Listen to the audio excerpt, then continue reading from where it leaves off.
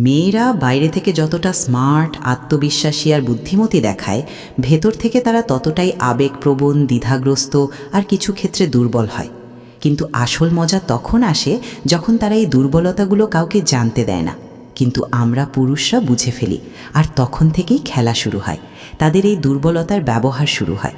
তাদের সাথে কিছুটা ভুল কিছু ঘটতে শুরু করে, কিন্তু তারা নিজেরাও আটকায় না, কারণ ভেতর থেকে তাদেরও এটা ভালো লাগতে শুরু করে। এবার মনোযোগ দিন। এই ভিডিও কোনো সাধারণ কথা নয়। এখানে 8টি দুর্বলতার কথা বলা হবে যা মেয়েরা মুখে কখনো বলবে না, কিন্তু তাদের শরীর, তাদের চোখ আর তাদের আচরণ সব কিছু প্রকাশ করে দেবে।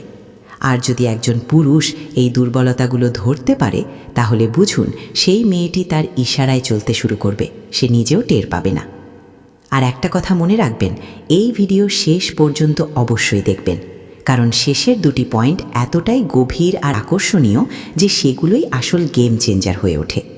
তো আপনিও যদি জানতে চান যে মেয়েরা কখন নিয়ন্ত্রণে আসে, কখন তাদের ছোট একটি স্পর্শ বড় প্রভাব ফেলে, আর কখন আপনি তাদের সাথে ভুল কিছু করার সুযোগ পেতে পারেন, তাহলে এই ভিডিও আপনার জন্য। তো চলুন শুরু করা যাক। প্রথম দুর্বলতা, আই কন্ট্যাক্টের ক্ষমতা, যখন চোখ কিছু করতে চায়। এটা প্রমাণিত যে আই কন্ট্যাক্ট এমন একটি সাইকোলজিক্যাল ট্রিগার যা কারোর ভেতরের লুকানো আকাঙ্ক্ষাকে বাইরে আনতে পারে, আর মেয়েরাই এই ফাঁদে সবচেয়ে দ্রুত পড়ে। যখন আপনি একটি মেয়ের সাথে ধীরে ধীরে গভীরভাবে আর একটু বাঁকা অর্থে নিয়ে চোখে চোখ রেখে কথা বলেন, তখন তার বডি ল্যাঙ্গুয়েজ বদলে যেতে শুরু করে। সে চুল নিয়ে খেলতে শুরু করে, ঠোঁট কামড়ায়, বারবার তার পশ্চার পরিবর্তন করে। এগুলো সবই নন ভার্বাল ইঙ্গিত যে তার ভেতরে কিছু একটা ঘটছে। আর যদি সেই চোখের খেলায় আপনি কিছুটা সেক্সুয়াল টেনশন যোগ করেন, যেমন চোখ নামিয়ে তার ঠোঁটের দিকে 2 সেকেন্ড তাকিয়ে থাকা, অথবা কথা বলার সময় হঠাৎ কাছে ঝুঁকে যাওয়া, তাহলে তার শ্বাস প্রশ্বাস দ্রুত হয়ে যাবে। সে লজ্জায় চোখ ফিরিয়ে নেবে, কিন্তু পরের মুহূর্তেই আবার আপনার দিকে তাকাতে শুরু করবে। সাইকোলজিক্যালি এই টেনশন মেয়েটিকে সেই কমফর্ট জোন থেকে বের করে আনে যেখানে সে সুরক্ষিত থাকে, আর সে সেই উত্তেজনার পেছনে ছুটতে শুরু করে যেখানে একটু ঝুঁকি, একটু রোমাঞ্চ আর অনেক সম্ভাবনার আভাস থাকে যে কিছু একটা ঘটতে চলেছে। আই কন্ট্যাক্ট এমন একটি অস্ত্র যা সঠিক সময় আর সঠিক তীব্রতা দিয়ে ব্যবহার করা হলে মেয়েটি ভেতর থেকে নিজেই প্রস্তুত হয়ে যায় যে কিছু ভুল কিন্তু স্মরণীয় ঘটতে চলেছে। দ্বিতীয় দুর্বলতা, প্রাইভেসির আকর্ষণ, যখন তার মনে হয় আপনি তার সিক্রেট হতে পারেন। প্রত্যেক মেয়েরই একজন ছেলে চাই যে শুধু তারই হবে, তার ভেতরের লুকানো আকাঙ্ক্ষার সাক্ষী হবে, আর তার সাথে করা প্রতিটি ভুল কাজের অংশ হবে কোনো বিচার ছাড়া। সাইকোলজি বলে যে যখন কোনো মানুষের মনে হয় সামনের জন তার প্রাইভেসির কদর করে, তার গোপন কথা রাখতে পারে, তখন বিশ্বাস দ্রুত গড়ে ওঠে। আর যখন একটি মেয়ের মনে হয় যে এই ছেলেটি তার কথা ফাঁস করবে না, তখন সে ধীরে ধীরে আপনার সাথে তার সীমা অতিক্রম করতে শুরু করে। সেক্সুয়াল ক্রিস্প এখান থেকেই আসে। যখন একটি মেয়ে বুঝতে পারে যে সে আপনার সাথে যে কোনো কিছু করতে পারে আর আপনি সেটা বাইরে ছড়াবেন না, তখন সে নিজেই চায় যে কিছু স্পেশাল, প্রাইভেট আর একটু দুষ্ট কিছু হোক, কারণ সে জানে যে আপনার সাথে থাকাটা নিরাপদও আর নিষিদ্ধ।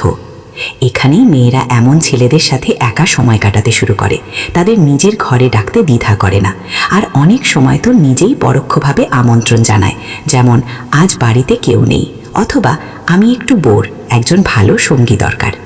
এগুলো বলে তারা আপনাকে পরীক্ষা করে, আর যদি আপনি সেই স্পেসে চটপটে ও আত্মবিশ্বাসী শক্তি দেখান, তাহলে মেয়েটি নিজেই সেই ভাইবে প্রবেশ করে যেখানে প্রাইভেসির নামে অনেক কিছুই অনুমোদিত হয়ে যায়।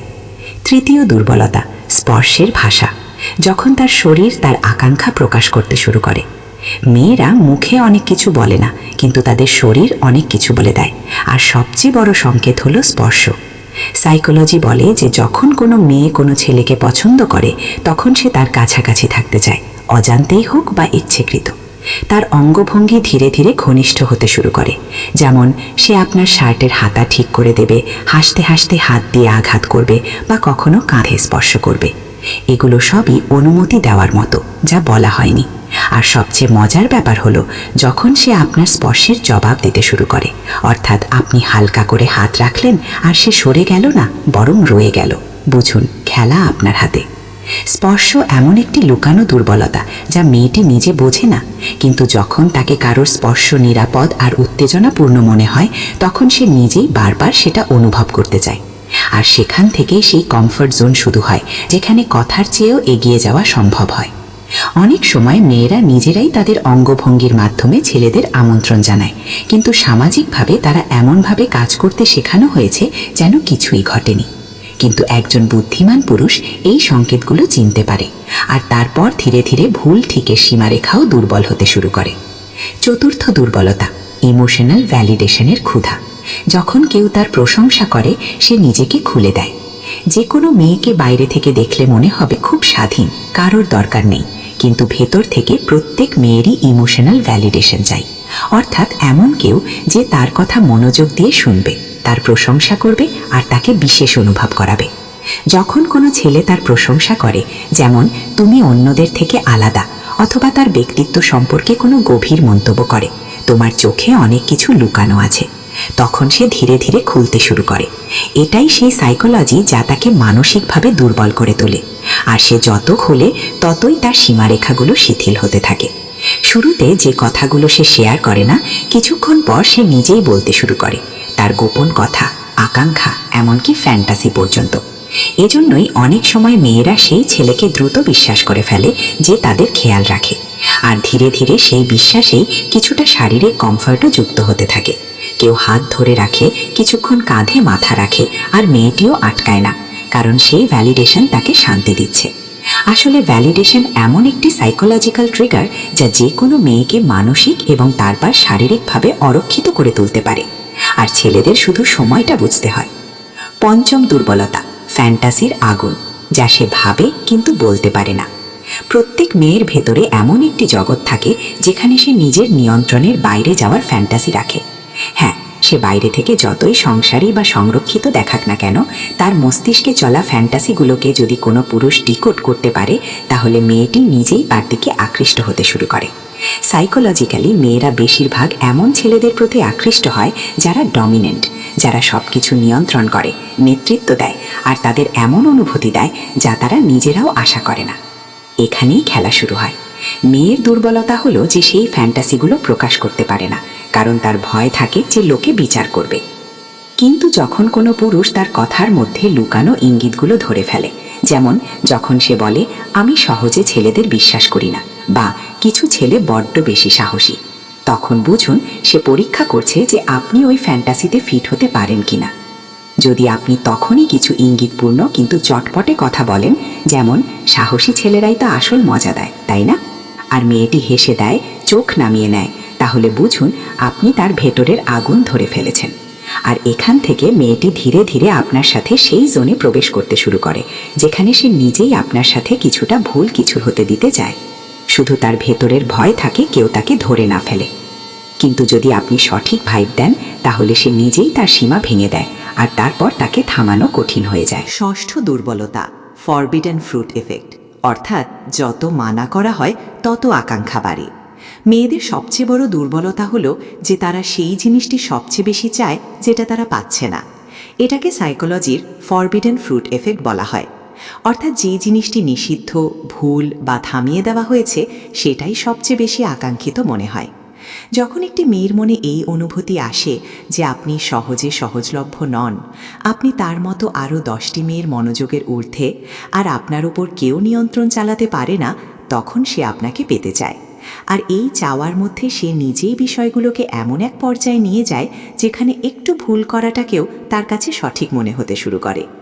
কখনো লক্ষ্য করেছেন, যখন আপনি কোনো মেয়েকে বারবার টেক্সট করেন তখন সে এড়িয়ে চলে, কিন্তু যখন আপনি অদৃশ্য হয়ে যান, ব্যস্ত দেখান, অথবা অন্য কোনো মেয়ের সাথে কথা বলেন, তখন সেই মেয়েটি আপনাকে স্টক করে, আপনাকে পর্যবেক্ষণ করে, আপনার সোশ্যাল মিডিয়ার প্রতিটি স্টোরি দেখে। আর যখন সে দেখে যে আপনি তার জন্য সহজে সহজলভ্য নন, তখন তার ভেতরে আপনাকে পাওয়ার আগুন লেগে যায়। তখন সে নিজেই চেষ্টা করে কানেক্ট করার, শারীরিক নৈকট্য বাড়ানোর, আর অনেক সময় তো কথোপকথনকেও হালকা ডাবল মিনিং বানিয়ে পরীক্ষা করতে শুরু করে। যদি পুরুষ এই ফরবিডেন সাইকোলজিটা বুঝতে পারে, তাহলে মেয়েটি নিজেই সেই জোনে চলে যায় যেখানে সে তার সীমা ভেঙে ফেলে, আর তারপর তাকে থামানো কঠিন হয়ে যায়। সপ্তম দুর্বলতা ম্যাসকিউলাইন শান্ত, যখন আপনার শান্তি তার অস্থিরতা বাড়িয়ে দেয়। মেয়েরা সারাদিন এমন ছেলেদের দ্বারা পরিবেষ্টিত থাকে যারা মনোযোগ পাওয়ার জন্য যে কোনো কিছু করে। বারবার মেসেজ করা, অতিরিক্ত প্রতিক্রিয়া দেখানো, দ্রুত প্রভাবিত করার চেষ্টা করা। কিন্তু যখন কোনো ছেলে শান্ত থাকে, তার চোখ শিথিল থাকে, নড়াচড়া ধীর হয় আর কথায় কোনো তাড়াহুড়ো না থাকে, তখন সে মেয়েটির মস্তিষ্ককে নাড়িয়ে দেয়। সাইকোলজিক্যালি এই শান্তি একটা পুরুষালী শক্তিকে প্রতিফলিত করে, যেমন আপনার কিছুর দরকার নেই কিন্তু সব কিছু পেতে পারেন। আর মেয়েদের জন্য এটা সবচেয়ে আকর্ষণীয় জিনিস হয়, কারণ যখন সবাই আপনাকে পেতে চায় কিন্তু আপনি নিজে কাউকে তাড়া করছেন না, তখন তার কৌতূহল জ্বলে ওঠে। আপনার শান্ত থাকা নার্ভাসনেস ছাড়া, তাড়াহুড়ো ছাড়া একটা ডমিনেন্স দেখায়। আর মেয়েটি সেই শান্ত উপস্থিতিতে নিজেকে ছোট ছোট পরীক্ষা দিতে শুরু করে, যেমন ধীরে ধীরে আপনার আরও কাছে আসা, অস্বস্তিকর নীরবতা ভাঙার চেষ্টা করা বা আপনার চোখে কিছু খোঁজা। আর যখন সে দেখে যে আপনি সেই ভাইব থেকে নড়ছেন না, তখন সে আরও গভীরভাবে আকৃষ্ট হয়। সে চায় যে আপনি তাকে দেখুন, কিছু ইঙ্গিতপূর্ণ কথা বলুন, অথবা আপনার শান্ত শক্তি দিয়ে তার আবেগগুলোকে নিয়ন্ত্রণ করুন। পুরুষালী শান্ত এমন একটি আয়না হয়ে ওঠে যেখানে মেয়েটি তার আকাঙ্ক্ষাগুলোকে দেখে। আর অনেক সময় সে এটাতেই অস্থির হয়ে ওঠে যে নিজেই সেই শান্তর পেছনে ছুটতে শুরু করে।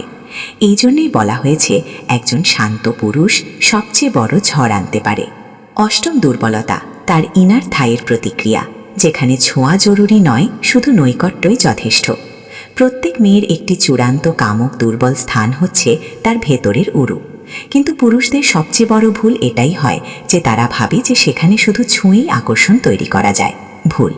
স্মার্ট আর আসল আকর্ষণীয় পুরুষ তারা যারা না ছুঁয়ে শুধু তাদের পুরুষালী উপস্থিতি দিয়ে, তাদের চোখের খেলা আর বডি ল্যাঙ্গুয়েজ দিয়ে মেয়েটির উরুকে জাগিয়ে তোলে। যখন কোনো মেয়ে এমন একজন পুরুষের কাছাকাছি বসে থাকে যে নিয়ন্ত্রণে আছে, শান্ত, আত্মবিশ্বাসী আর তার শারীরিক স্থান সম্পর্কে সচেতন, তখন এমন একটি মুহূর্ত আসে যখন তার শ্বাস প্রশ্বাস একটু দ্রুত হয়ে যায়। সে বারবার তার পা ঠিক করতে থাকে, তার উরু একদম টেনশনে চলে আসে আর মন ভাবতে শুরু করে যে সে কি অনুভব করতে পারছে যে আমি কেমন অনুভূতিতে আছি। তার এই প্রতিক্রিয়ার কারণ হলো সেক্সুয়াল প্রক্সিমিটি টেনশন। যখন আপনি ধীরে ধীরে তার দিকে ঝুঁকে আসেন, তার কোমর বা উরুর কাছাকাছি কোনো সূক্ষ্ম নড়াচড়া করেন, যেমন হাত রাখা বা শুধু হাঁটুর আকস্মিক সংস্পর্শ, তখন সে ঝট করে লক্ষ্য করে। আর এই তাৎক্ষণিক উদ্দীপনা তাকে অনিয়ন্ত্রিত করে তুলতে পারে। আর যদি সেই মুহূর্তে আপনি একটি শান্ত গভীর কণ্ঠে এমন কিছু বলেন যে তুমি জানো তো আমি কি অনুভব করছি, অথবা তোমার পাশে বসে নিজেকে নিয়ন্ত্রণ করাটা একটা চ্যালেঞ্জ হয়ে ওঠে, তাহলে তার শরীর একদম শিথিল হতে শুরু করে। সে চায় না যে আপনি থামুন, কারণ এখন সে শুধু শুনছে না, এখন সে আপনার পুরুষালী শক্তিকে তার সবচেয়ে নরম স্থানগুলোতে অনুভব করছে। আর এটাই সেই দুর্বলতা যেটা মেয়েটি কখনো মুখে বলবে না, কিন্তু তার অঙ্গভঙ্গি, তার উরুর নড়াচড়া আর তার চোখের ওঠানামা করা দৃষ্টিতে স্পষ্ট পড়া যায়। একজন স্থির পুরুষ এই সংকেতগুলো চুপচাপ পড়ে নেয়, আর কোনো তাড়াহুড়ো না করে সেই কেমিস্ট্রিকে ধীরে ধীরে এটাতেই তীব্র করে তোলে যে মেয়েটি নিজেই সেই পদক্ষেপ নেয় যা সমাজ তাকে নিতে বারণ করে। তো ভাই, এবার আপনি নিশ্চয়ই বুঝে গেছেন যে একটি মেয়ে বাইরে থেকে যতটা শান্ত দেখায়, ভেতর থেকে ততটাই দুর্বলতায় ভরা থাকে, শুধু বলে না। আর যেই পুরুষ এই সংকেতগুলো ধরতে পারে সেই আসল খেলা জেতে।